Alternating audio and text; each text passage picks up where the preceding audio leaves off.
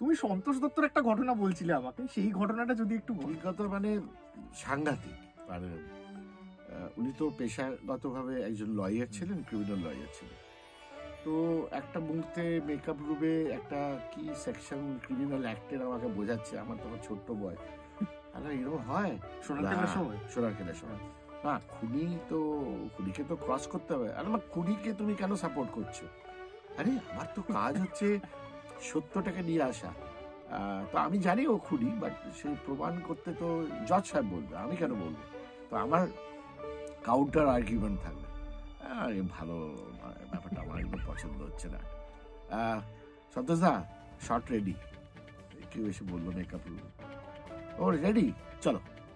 বইটাকে বন্ধ করে আমি আর সন্তোষ কাকুবারে জটায়ু গেলাম স্টুডিওতে, ইন্দ্রপুরী স্টুডিওতে শুটিং হচ্ছে।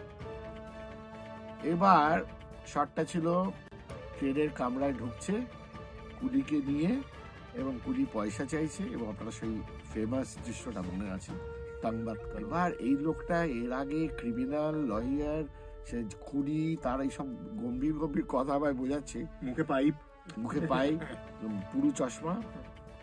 সেই লোকটা চশমা খুলে দিয়ে পাইপটা ছাড়িয়ে দিয়ে ওই যাকে মানে ওর যে জামা কাপড় ওগুলো পরে এই তাঙ্গাতকার যে শুরু করলো, আমি তো মানে আমার নিজেরই হাসি পেয়ে গেছে যে এরকম করা যায়। মির্চি সানডে সাসপেন্স, কান টান উত্তেজনা।